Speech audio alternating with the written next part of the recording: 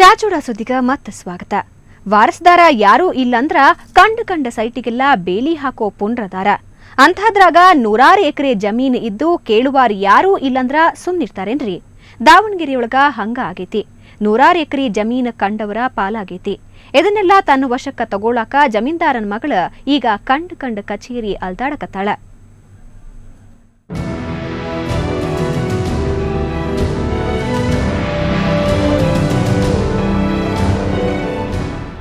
ಗಂಗಮ್ಮ ಗಂಡನ್ನ ಕಳ್ಕೊಂಡು 8 ವರ್ಷ ಆತು.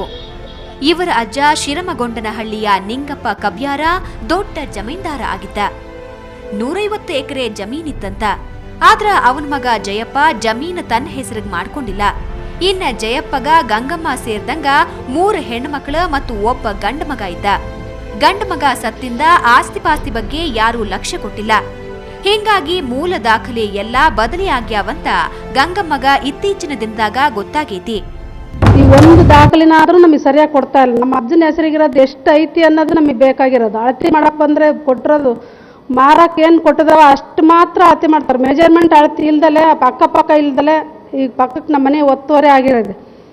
ಈಗ ಅದನ್ನು ಕೇಳಕ್ಕೆ ಹೋದ್ರೆ ಈಗೆಲ್ಲ ಪಂಚಾಯತಿ ಇರೋದು ಇಡೀ ಪೂರ ಪಂಚಾಯತಿಯಿಂದ ಮಾತಾಡ್ತಾರ ಹೊರತು ಒಬ್ರು ನಮ್ಮ ಪರವಾಗಿ ಮಾತಾಡೋರಿಲ್ಲ. ನಮಗೆ ಯಾರು ನಮ್ಮ ಮನೆ ಗಂಡು ಮಕ್ಕಳಿಲ್ಲ. ಈಗ ಎಚ್ಚರಾಗಿರೋ ಗಂಗಮ್ಮ ತನ್ನ ಹತ್ರ ಇರೋ ದಾಖಲೆ ಹಿಡ್ಕೊಂಡ ಕಚೇರಿಯಿಂದ ಕಚೇರಿಗೆ ಅಲ್ದಾಡಕತ್ತಾಳ. ಆದ್ರ ಸಮಾಧಾನದಿಂದ ಈಕಿಗೋಳು ಯಾವ ಅಧಿಕಾರಿನೂ ಕೇಳಕ್ ತಯಾರಿಲ್ಲ. ದಾವಣಗೆರೆ ಹತ್ರ NH4 ಹೈವೇ ಬಾಜು ಇರೋ ಇಂಡಸ್ಟ್ರಿಯಲ್ ಏರಿಯಾ ಭೂಮಿ ಇವ್ರದಂತ. 138 ಎಕರೆ ಜಮೀನು ಇವರಿಗೆ ಗೊತ್ತಿಲ್ದಂಗ ಯಾರ್ದೋ ಪಾಲಾಗೈತಿ. ಗಂಗಮ್ಮನ ಕುಟುಂಬದವರಿಗೆ ಬಿಡುಗಾಸ ಪರಿಹಾರನೂ ಸಿಕ್ಕಿಲ್ಲ. ಅಧಿಕಾರಿಗಳು ಮತ್ತು ಮೆಂಬರ್ಗಳು ಶಾಮೀಲಾಗಿ ಭೂಮಿನೆಲ್ಲ ನುಂಗಿ ನೀರ್ ಕುಡ್ದಾರಂತ ಗಂಗಮ್ಮನ ಸಂಬಂಧಿಕರ ಆರೋಪ ಮಾಡ್ತಾರ. ಮೂಲನ ಅವ್ರ ಆಸ್ತಿಯನ್ನ ಕಬಳಿಸಕ್ಕೆ ಮಾಡಿರೋದು, ದುಡ್ಡಿಗೋಸ್ಕರ ಯಾರು ಮಾಡಿಲ್ಲ. ಇಲ್ಲಿ ಈಗ ಹೇಳೋರಿಲ್ಲ ಅಂದಾಗ ಅವ್ರ ಪಕ್ಕಕ್ಕೆ ತಗೊಂಡಿದಾರ, ಅದನ್ನ ಒತ್ತುವರಿ ಮಾಡ್ಕೊಂತ ಅವ್ರ ಹೆಸರಿಗೆ ದಾಖಲೆ ಚೇಂಜ್ ಮಾಡ್ಕೊಂತಾನೆ ಬಂದಿದ್ದಾರೆ. ಹಾಗಾಗಿ ಅದನ್ನ ದಯವಿಟ್ಟು ಅವ್ರಿಗೆ ಕೊಡಿಸ್ಬೇಕಂತ ತಮ್ಮಲ್ಲಿ ಕೇಳ್ಕೊಳ್ತೀವಿ.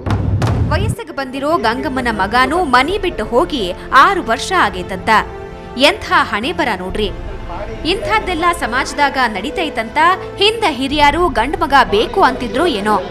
ಗಂಡ ದಿಕ್ಕಿಲ್ಲ, ಕೇಳುವಾರ ಯಾರೂ ಇಲ್ಲಂತ ಇವರ ಆಸ್ತಿ ಪಾಸ್ತಿ ಎಲ್ಲ ಗುಳುಂ ಮಾಡ್ಯಾರ. ಸಂಬಂಧಪಟ್ಟ ಅಧಿಕಾರಿ ಮಂದಿ ಈ ಬಗ್ಗೆ ಕಾಳಜಿ ವಹಿಸಿ ತನಿಖಾ ಮಾಡಿದ್ರ ಸತ್ಯ ಹೊರಗ್ ಬರ್ತೈತಿ. ಇಲ್ಲಾಂದ್ರ ಜಮೀನ್ದಾರನ ಮಗಳ ಗಂಗಮ್ಮನ ಗೋಳು ಮುಗಿಯಂಗಿಲ್ ನೋಡ್ರಿ. ಕ್ಯಾಮರಾಮನ್ ಕಿರಣ್ ಕೂಡ ರಾಚಪ್ಪ ಸುತ್ತೂರು, ಸುವರ್ಣ ನ್ಯೂಸ್ 24/7 ದಾವಣಗೆರೆ. ಜಾತ್ರಿ ಅಂದ್ರ ಹಳ್ಳಿ ಮಂದಿಗೆ ಎಷ್ಟು ಖುಷಿ ಇರ್ತೈತ್ ಹೇಳ್ರಿ. ಓಣಿಗೆಲ್ಲ ಸಿಂಗಾರ ಮಾಡಿ ಊರ್ ಮಂದೆಲ್ಲ ಸೇರಿ ಅದ್ದೂಲಿನಿಂದ ತೇರಿಳಿತಾರ. ಹಿಂಗ ಚಾಮರಾಜನಗರ ಜಿಲ್ಲಾ ಬಾಣಹಳ್ಳಿಯೊಳಗೂ ಜಾತ್ರಾ ನಡಿಬೇಕಿತ್ತ. ಆದ್ರ ಆಗಿರೋದ ಬ್ಯಾರೆ.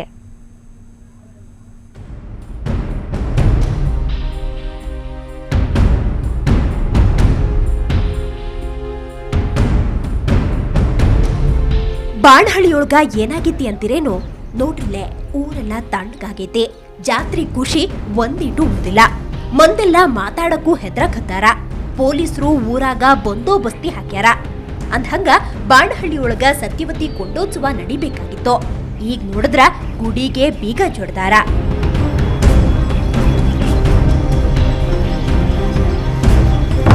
ದಲಿತರಿಗೆ ಈ ದೇವಸ್ಥಾನಕ್ಕೆ ಪ್ರವೇಶಾವಕಾಶ ಬೇಕು. ಯಾಕಂತಂದ್ರೆ ಅದು ಸಾರ್ವಜನಿಕ ಸ್ವತ್ತು. ಮೂಲವಾಗಿ ಅದು 43ನೇ ಸರ್ವೆ ನಂಬರು 1 ಎಕರೆ 3 ಗುಂಟ ಜಮೀನು ಸರ್ಕಾರಿ ದೇವಸ್ಥಾನ ಅಂತಿದೆ. ಅದು ಮುಜರಾಯಿ ಇಲಾಖೆ ವ್ಯಾಪ್ತಿಗೆ ಒಳಪಡಬೇಕು. ಅದು ಇವ್ರ ಅಧೀನದಲ್ಲಿರಬಾರ್ದು. ಎಲ್ಲರಿಗೂ ಸಮಾನವಾಗಿ ಅವಕಾಶ ಸಿಗಬೇಕು. ಇದಕ್ಕೆಲ್ಲ ಕಾರಣ ಅಂದ್ರ ಜಾತಿ ಜಂಜಾಟ ನೋಡ್ರಿ. ಪ್ರತಿ ವರ್ಷದಂಗ ಈ ವರ್ಷನೂ ಸತ್ಯವತಿ ಜಾತ್ರೆಗೆ ಎಲ್ಲಾ ತಯಾರಿ ಆಗಿತ್ತು. ಆದ್ರ ಒಂದಿಷ್ಟು ದಲಿತ ಹುಡುಗರು ಜಾತ್ರೆಗೆ ನಡೆಯೋ ಕೆಲಸದಾಗ ನಾವು ಭಾಗಿ ಆಗ್ತೇವೆ, ಎಲ್ಲಾ ಕೆಲಸದಾಗ ನಮ್ಮನ್ನ ಸೇರಿಸ್ಕೊಳ್ರಿ ಅಂತ ತಕರಾರ್ ಮಾಡಿದ್ರಂತ. ಇದಕ್ಕ ಇನ್ನೊಂದು ಕೋಮಿನವರು ವಿರೋಧ ಮಾಡಿದ್ರಂತ. ಹಿಂಗಾಗಿ ಪೊಲೀಸರು ಜಾತ್ರೆ ನಿಷೇಧ ಮಾಡಿ ಬಂದೋಬಸ್ತ್ ಹಾಕ್ಯಾರ. ಸ್ವಾಮಿ ಅವರು ನಾವು ನಮ್ಮ ಹಿಂದಲ ಸಂಪ್ರದಾಯ ಪ್ರಕಾರವಾಗಿ ನಮ್ಮ ಕಟ್ಟುನಿಟ್ಟು ಏನಿದೆ ಆ ರೀತಿ ಮಾಡಬೇಕು ಅಂತ ನಾವು ಮಾಡ್ತಾ ಇದ್ದೋ. ಇವಾಗ ಯಾರೋ ಬಂದು ಒಳಗಡೆ ನಮ್ಮ ಬ್ರತಕ ಭಂಗವಾಯ್ತು ಅಂತ ಹೇಳಿ ನಾವು ಆ ಕಟ್ಟುನಿಟ್ಟು ಪ್ರಕಾರವಾಗಾದ್ರೆ ನಾವು ಮಾಡೋಕ್ಕೆ ಅವಕಾಶ ಇಲ್ಲ, ಅಂದ್ರೆ ನಾವು ಮಾಡೋಕ್ಕೆ ಅವಕಾಶ ಇಲ್ಲ ಅಂತ ಹೇಳಿ ಒಂದ್ ಕಡೆ ಸಂಪ್ರದಾಯ ನಂಬಿರೋ ಮಂದಿ, ಮತ್ತೊಂದು ಕಡೆ ಯಾರು ಮ್ಯಾಲಲ್ಲ ಯಾರು ಕೆಳಗಲ್ಲ ಅಂತ ಹೇಳೋ ಹರೇದ್ ಹುಡುಗರು. ಇವರ ಕಿತ್ತಾಟದಿಂದ ಜಾತ್ರೆ ರದ್ದಾಗಿರುವುದು ಎಲ್ಲಾ ಮಂದಿಗೂ ಬ್ಯಾಸರಾಗೈತೆ. ಇದನ್ನ ಬಗೆಹರಿಸಿ ಜಾತ್ರೆ ಮಾಡಬೇಕು, ಊರ ಮಂದೆಲ್ಲಾರು ಒಂದಾಗಿರ್ಬೇಕು ಅನ್ನೋದು ಎಲ್ಲರ ಆಸೆ ಆಗಿತ್ತು ನೋಡ್ರಿ.